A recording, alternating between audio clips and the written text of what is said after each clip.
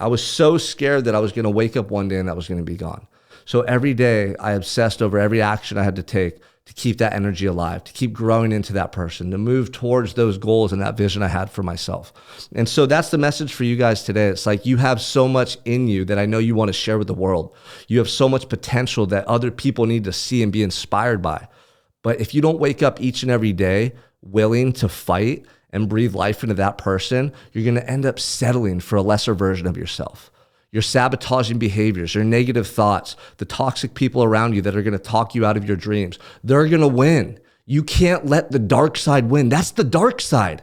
We all have a dark side and we have the light that we need to shine with the world. We need to share it with the world. You need to show people who you are.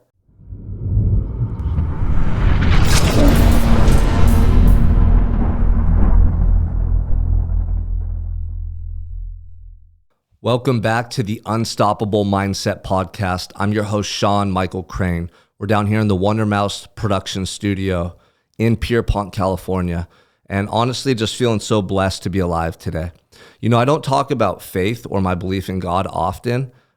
For me, it's a personal thing. It's something that I hold dear to my heart, and I share with people who are close to me or people who ask me about my relationship with God and my experience becoming a spiritual man. But it's not something that I talk about on social media often, or I guess in the public light.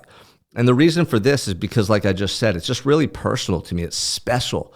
And unless I'm asked about it, it's not something that I freely or openly talk about often. But I do believe it's important to stress the fact that I truly believe that God worked a miracle in my life and that I'm here out of an act of divine intervention and my life has purpose and meaning. And I truly believe that for all of you watching. All of our paths are different. We're going to go through different life experiences, but I truly believe that you have a purpose and that you have your own path to traverse in this life, and we all do. Some of us are gifted certain attributes. Some of us are gifted certain experiences. Some of us are put through tests. All of those things happen for a reason, and I believe it's to share with other people to help others on their journey through this life. And so for me, I went through a spiritual awakening in a county jail cell at 23, facing life in prison. Prior to that moment, I didn't believe in God. In fact, I recall a couple weeks prior to being in prison, mocking the concept of God. Someone told me, Sean, do you believe in God? Or they had said something in relation to the word God. And I laughed at them. I said, you believe in God? Oh my gosh, did you just hear yourself? You really believe that God is real? And I was laughing at them and mocking them. And this is because I was going through so much pain in my own life that I was disconnected from the concept of God, and I had no faith in my life at that time. I was hopeless, but I wasn't searching for something to believe in. I wasn't searching for hope. I didn't have to. I was going through the motions, and I was just in this maintenance mode in my life, drifting like a leaf in the breeze. I had no direction. Then when I got incarcerated, the pain and the fear of losing my life, the pain threshold was so severe that I had nothing else that I could turn to or look for as a remedy other than within myself for strength. There was no pill to take, no alcohol, no family members that were going to just get me out of jail and bail me out. I had nobody, and I was locked in this tiny little cement box each and every day, feeling tortured by my inner thoughts. And I remember I just started praying out to God every night, every morning, as often as I needed to, asking for help, looking for some form of strength, some salvation to get me through the moment because it was torturous. And in that cell, I started to feel this energy and this love and this affinity swell within me, unlike anything I had ever known. I had these experiences that felt like truly out-of-body experiences. And in that cell, in that time, I came to know and believe definitively that I wasn't alone, that I was being guided by something greater than me, and that now I had a relationship, this source of energy, this protection, this love, this strength, this guidance, that since those pivotal moments, I've never been without. And it was the most miraculous experience of my life because it changed my belief system, it changed the way I think, it changed the way I feel, it changed my whole trajectory. And what it did is it gave me hope and it gave me faith that somehow, some way, things were going to get better for me. I didn't know that it was going to be 2008 days later until I saw freedom again. But I really found freedom in that moment within myself. And it was the most blissful, indescribable, amazing feeling I've ever had in my life. And I've never been without it ever since. And that's how I was able to turn those 2008 days incarcerated into the most productive, positive days of my life to that point. That's how I was able to leverage prison to my advantage and educate myself, grow my mindset, my habits, grow spiritually, just be grateful every single day in prison. Not every day was easy. It was a battle. It was the ultimate test of who I was going to be in this life. I feel like God showed me the answers, and then he said, it's up to you, son. You know the truth. It's up to you to put it to work now. And that's what I've done ever since.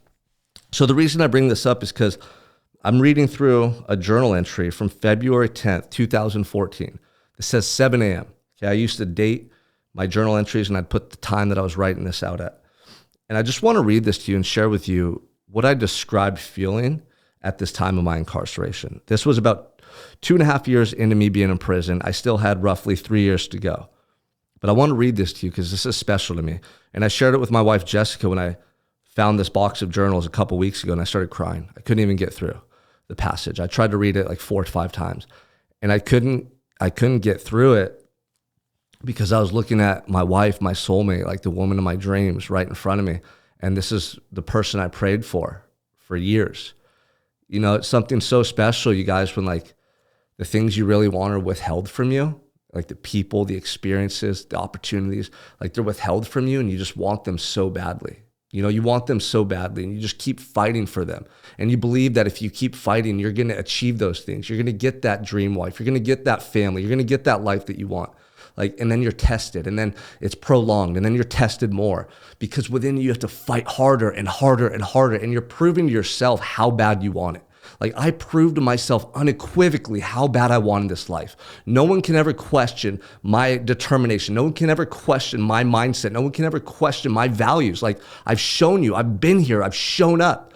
And it's not just for you though. This is for me on the deepest level because I know, you know, at the core of my being who I am and what I'm made of. And it's the best feeling in the world. So I want to share this with you. One of those amazing days filled with the most indescribably beautiful energy I've ever felt in my life. I'm inspired beyond words. I've truly been touched by my higher power in such a profound and life-changing way. All that I desire will be mine one day. I know it. I can feel it so intensely. Deep within my very being is an energy, a force that has been ignited. Inexorably, I will pursue all my dreams. I will shoot for the stars and I will prevail. I will read this again one day and smile as I will be right where I desire to be.